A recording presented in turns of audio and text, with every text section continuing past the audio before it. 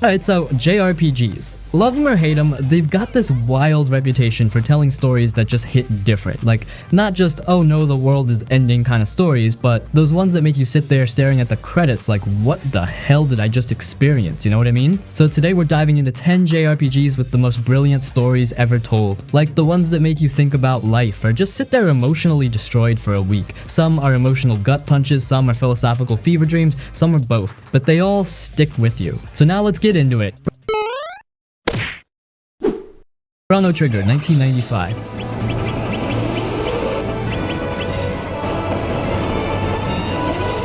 Okay, I gotta start here. Chrono Trigger is basically the OG JRPG story blueprint. Even though it's from way back on Super Nintendo, its storytelling is timeless. The thing that makes Chrono Trigger legendary isn't just the story itself, but how it tells the story. First, the game throws you into a time-traveling epic that spans thousands of years. Like, literally, you jump from prehistoric times to the Middle Ages to a post-apocalyptic future. The narrative isn't just a background thing, it's woven into everything you do. Choices you make in the past impact the future, and the game actually changes based on your actions. For a 1995 game, that was mind-blowing. What really gets me about Chrono Trigger is the characters. Each one feels fully fleshed out. From Chrono's quiet hero vibes, to Marl's spunky princess energy, to Frog, a knight cursed into amphibian form who's got this tragic but noble backstory.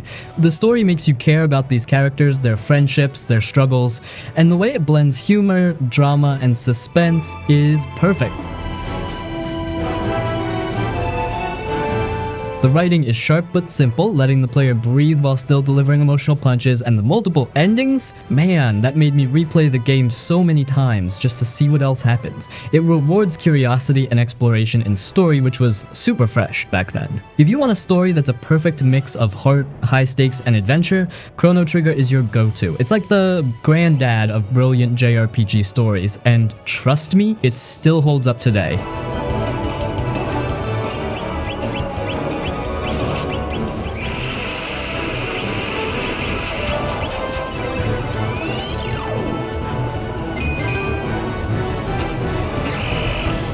Final Fantasy VII, 1997. Alright, we gotta talk about Final Fantasy VII. This game was a game changer, not just for JRPGs, but for storytelling in video games in general. The story follows Cloud Strife, an ex-soldier turned mercenary who gets tangled up with a rebel group called Avalanche, trying to stop a mega corporation, Shinra, from draining the planet's life force. Sounds like a classic good versus evil, right? But FF7 takes it way deeper. Cloud's story is layered with identity crises, memory loss, and trauma. The game peels back his past slowly, revealing how messed up and complex he really is. The emotional weight here, massive. The game doesn't shy away from heavy topics, environmental destruction, corporate greed, loss, and even existential dread. And then there's Aerith, arguably one of the most beloved and tragic characters in gaming history. Her fate still hits people hard decades later.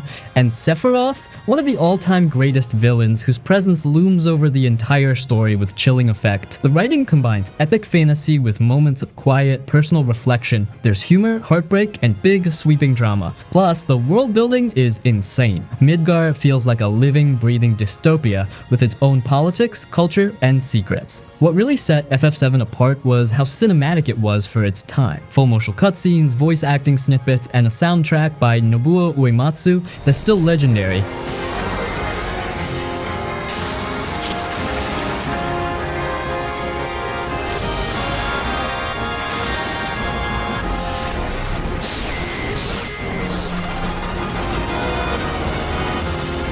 Persona 5, 2016. Jumping way forward here, Persona 5 might be one of the freshest JRPG stories out there, but it's also got those deep themes and sharp storytelling that make it brilliant. What makes Persona 5 stand out is how it tackles society's dark side through the lens of high school life. You're not just some chosen hero, you're a group of teenagers who form the Phantom Thieves, rebelling against corruption, abuse of power, and toxic adults. The game perfectly mixes slice-of-game moments with supernatural action. You spend time hanging out with your friends, exploring Tokyo, building relationships, and then dive into these wild dungeons inside people's distorted hearts. It's a story about growing up, fighting injustice, and trying to change a broken world. No. The characters are what really sell it. Each Phantom Thief has their own tragic backstory and personal demons. You'll learn about their hopes, fears, and dreams, and the game makes you care about their struggles. What I love about Persona 5 is how personal the story feels, despite all the crazy supernatural stuff. It's relatable because it deals with things like bullying, mental health, societal pressure, stuff we all get on some level. Plus, the game's style is off the charts. The art direction, the jazzy soundtrack, the slick UI, it all works together to pull you into its world.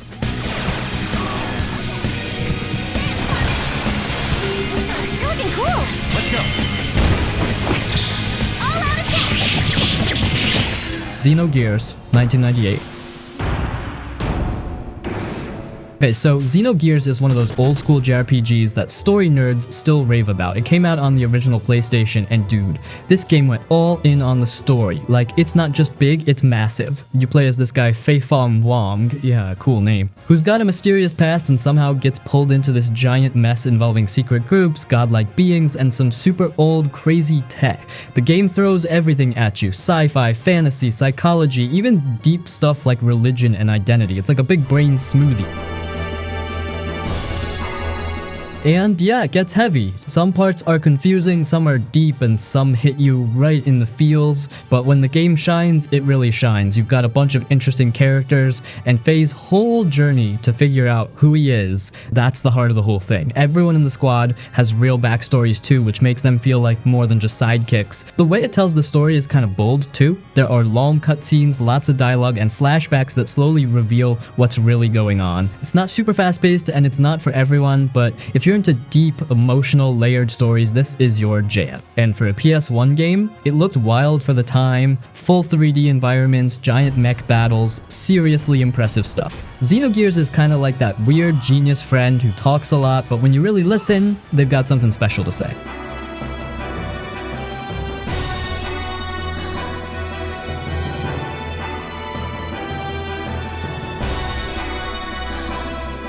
Nier Automata 2017.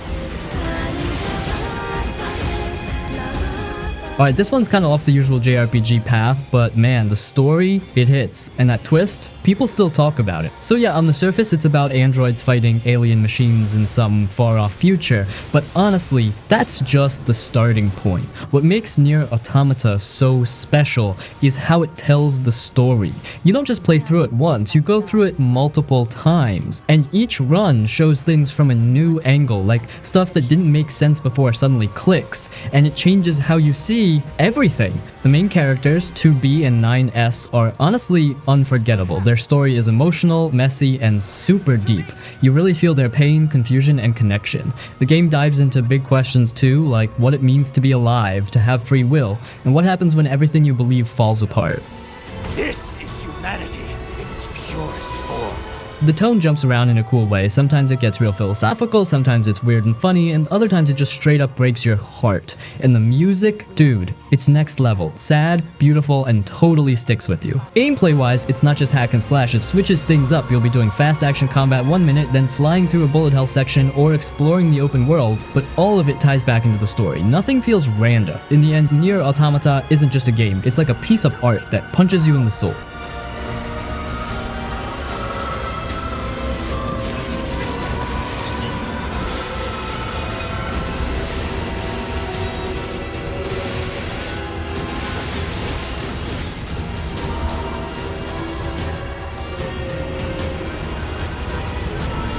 Tales of Symphonia, 2003. Tales of Symphonia is one of those JRPGs that totally nails that classic epic adventure with heart vibe. I remember playing this on the GameCube back in the day and getting absolutely hooked. Not just because the combat was smooth and satisfying, but because the story felt like this rich tapestry of friendship, sacrifice, and political drama. The story kicks off with Lloyd Irving and his friends going on a quest to regenerate their dying world, Silverant. At first, it seems like a pretty standard save-the-world JRPG plot, but as you get deeper, it flips your expectations upside down. You learn there's another world, Tethazala, connected to Silverant, and the two have this weird twisted balance where saving one can doom the other. The story gets way more morally gray and complex than you'd expect from a JRPG of its era. What I really dug about Symphonia was the cast. Lloyd is the classic good-hearted but stubborn hero, and the friendships he builds with characters like Genis, the brainy kid, Colette, the chosen one with a heavy burden, and Kratos, who's more than he seems, are really the beating heart of the game. The dialogue is natural and often funny. It feels like you're hanging out with a group of friends who occasionally get caught up in world-ending events. Is everyone alright? No one seems to be hurt. The game also tackles some surprisingly heavy themes. You've got discrimination between races, the cost of blindly following traditions, and what it really means to sacrifice for the greater good. And it never feels preachy, it just lets the story unfold naturally with moments that catch you off guard emotionally. Plus, Tales of Symphonia mixes its story with a fast-paced, skill-based battle system that keeps you engaged without taking away from the narrative flow. The game's pacing is solid too. There's always a balance between world exploration, character moments, and plot twists. Honestly, this game hits that sweet spot where you care about the characters and want to see how their story unfolds, but it never slows down or gets bogged down in exposition. It's a JRPG that feels both classic and fresh, and even years later, it's still a story worth experiencing.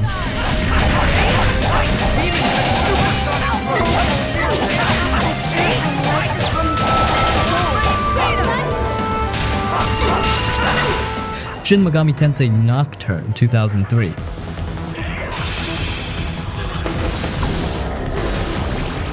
Alright, now we're stepping into some dark, twisted territory with Shin Megami Tensei Nocturne. This game isn't for the faint-hearted, but if you're into stories that mess with your head and don't sugarcoat the apocalypse, this one's a masterpiece. The story starts right after the world ends, like actually ends. The protagonist wakes up in this eerie, ruined Tokyo called the Vortex World, where gods, demons, and humans are all vying for control. There's no clear good guy here. The whole world is morally gray, and your choices shape how the new world will be rebuilt. What I love about Nocturne is how it treats storytelling like a puzzle. You don't get spoon-fed answers, instead you uncover truths slowly through cryptic dialogue and chilling cutscenes. The atmosphere is so thick with dread and mystery that you feel like you're really walking through the end of the world. My dream shall be realized. The main character, silent, mysterious, but with your choices shaping their path and personality.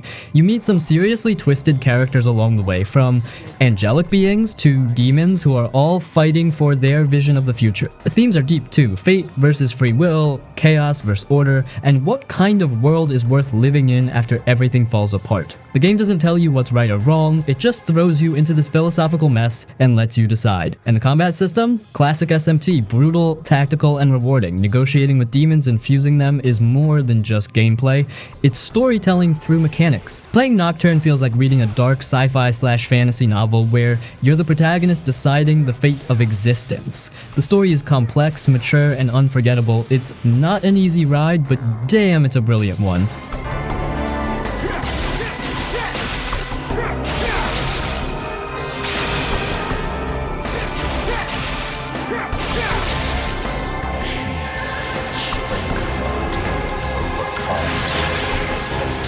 Suikoden II, 1998.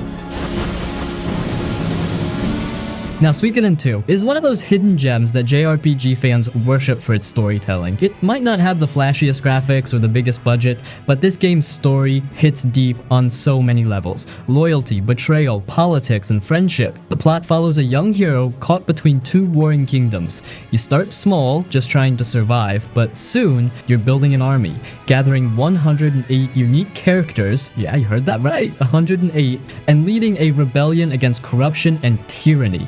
What's special about Suikoden 2 is how human the story feels. It's not just about saving the world, it's about the people who get caught up in the chaos, their dreams, fears, and sacrifices. Every character you recruit has their own story, and the game spends time making you care about them.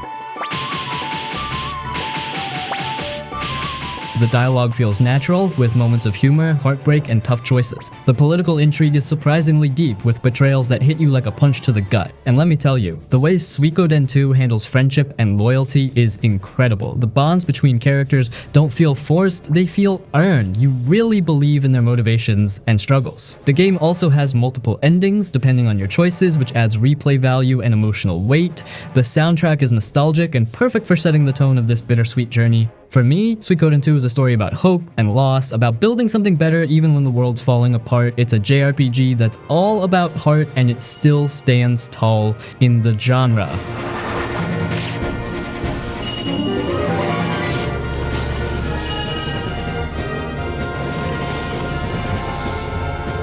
Radiant Historia 2010.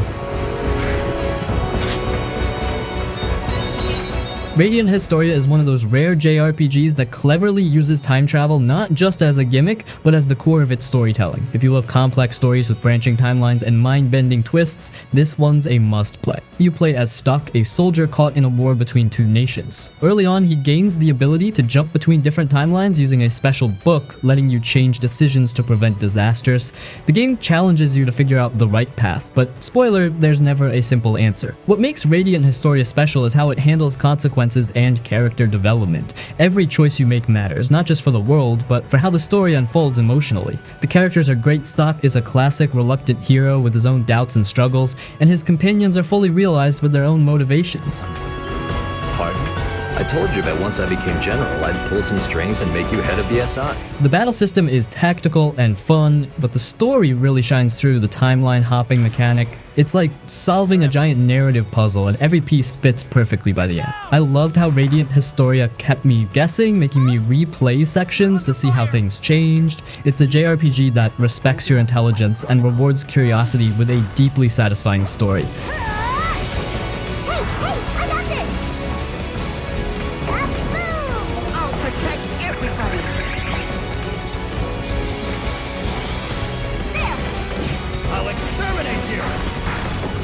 Valkyrie Profile, 1999.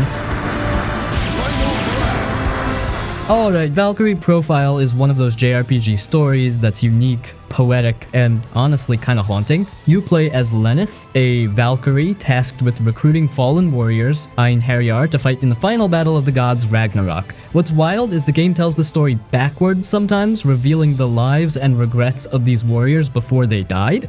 The story isn't just about battles, it's about memory, fate, and redemption. Each warrior's tale is a mini-story filled with emotion, tragedy, and sometimes hope. Lenneth herself is an interesting character. She's caught between duty and empathy, slowly uncovering her own lost humanity. The narrative style is cinematic, almost like watching a Norse myth unfold with a modern twist. The voice acting and music set a somber, epic tone that really pulls you in. What I love is how Valkyrie Profile isn't afraid to be a little melancholic and mysterious. It's not a typical save the world plot, it's more about the cost of war and what it means to be chosen. The gameplay complements the story well with unique battle mechanics and the pressure of managing your Einherjar's time on Earth. For me, Valkyrie Profile is like reading a beautiful, sad poem wrapped in a game. It's not just an RPG, it's an experience. One of the most emotionally resonant stories on PS1 and beyond.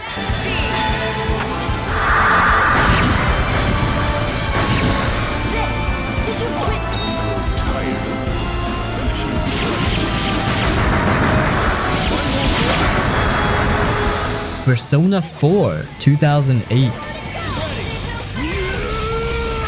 Alright, so Persona 4 is one of those JRPGs where the story just sneaks up on you and then smacks you right in the feels. You start off as this high school kid moving to a small town, Inaba, and what seems like a chill slice of life setup slowly morphs into a wild murder mystery with supernatural twists. What's insane about Persona 4 is how it balances this weird mix of everyday teenage life, hanging out with friends, doing school stuff, even small town gossip, with this dark, creepy shadow world world where people's inner fears and secrets come alive as literal monsters. That contrast makes the story so relatable and also super gripping. The game really shines because of the characters. Each friend you meet has their own struggles, secrets, and growth arcs. You're not just fighting monsters, you're helping your friends confront their deepest issues. It's like therapy, but with giant demons and crazy plot twists. Plus, the story explores themes like identity, truth, and trust, which are heavy but handled with a good dose of humor and warmth. The way the game uses social links to deepen your relationships is genius. You actually care about these characters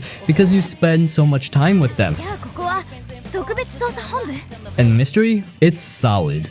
There's a killer on the loose, secrets to uncover, and every episode feels like watching a great detective show with supernatural flair. The story pacing is perfect, it never drags, but it also takes time to let characters breathe. Also gotta mention the soundtrack, which nails that quirky small town vibe during the day and turns super intense during the investigations. It sets the mood like nothing else. Long story short, Persona 4 is this incredible mix of teen drama, supernatural thriller, and self-discovery story that hooks you deep. You'll laugh, get scared, cry, and feel like you made lifelong friends by the end. It's a JRPG that knows how to tell a brilliant story with heart and style.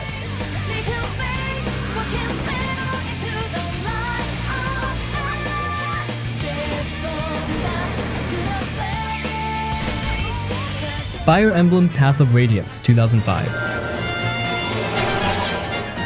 Now, Path of Radiance is a little different because it's a tactical RPG, but the story? Man, it's some of the best storytelling on the GameCube, and easily worthy of this list for its emotional depth and character development. So in this one, you play as Ike. He's just a regular mercenary dude, not some fancy prince or chosen one. He ends up smack in the middle of a big war between humans and this other race called the Lagoos, who can turn into powerful animals. And yeah, it sounds cool, but the story goes way deeper. It deals with stuff like racism, loyalty, and what it really means to be a good leader. What makes this game hit different is how much it makes you care about the characters. They're not just little units on a board. They've got real personalities, bonds, and stories. And Ike, he's awesome. Just a hard-working, down-to-earth guy trying to do what's right. No royal bloodline, just heart and hustle. Also, this game doesn't sugarcoat anything. If one of your characters dies in battle, they're gone for good. And trust me, when it happens, it hurts because you've gotten to know them and losing them feels personal. The writing's solid too, nothing too cheesy or over the top like some JRPGs. The voice acting was actually pretty great for its time and it helps pull you into the world. And now, the pacing here was so spot on. It mixes big, intense battles with quiet, emotional moments and political drama. You're not just playing a strategy game, you're living through this war, feeling the weight of every decision. If you think tactical RPGs are just about moving chess pieces, Path of Radiance shows they can tell seriously epic, emotional stories that stick with you long after the credits roll.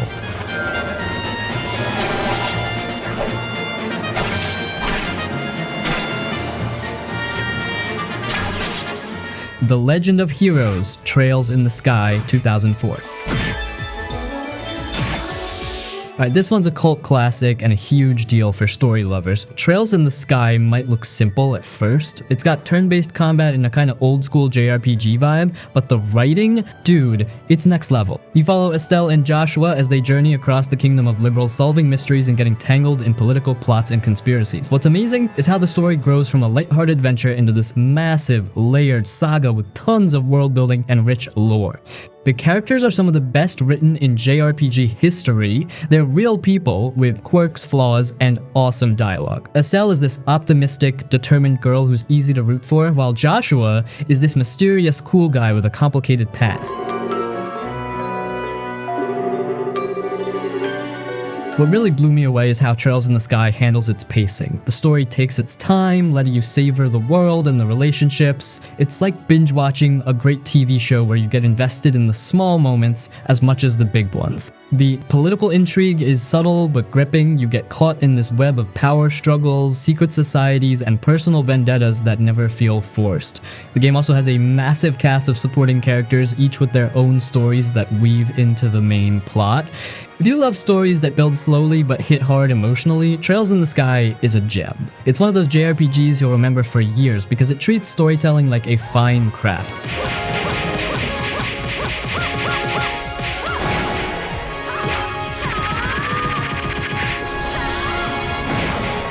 Grandia II, 2000.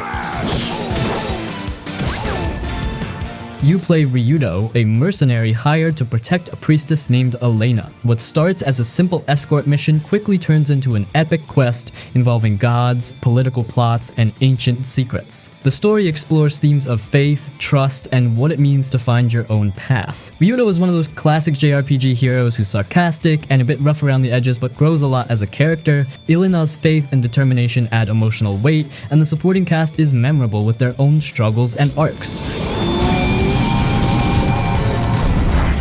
What makes Grandia II special is how it blends lighthearted moments with serious drama. The dialogue is often witty and fun, but when things get heavy, the story hits you with real emotional punches. The game also has a great sense of pacing. It balances action, exploration, and story beats so well that you're never bored or overwhelmed.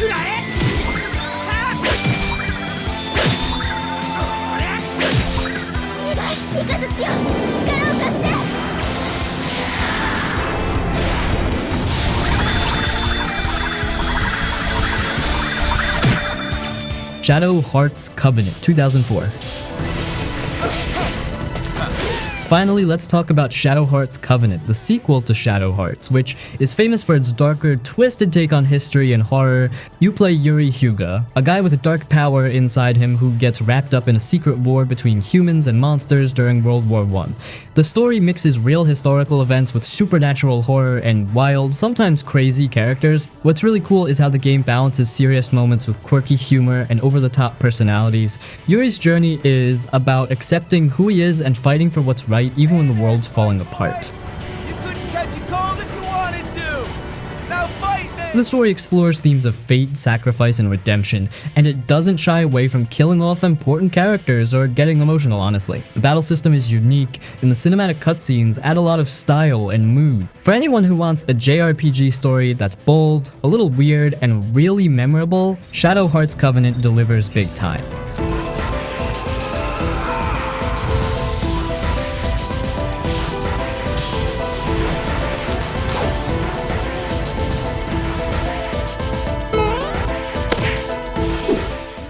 I think you're screwed.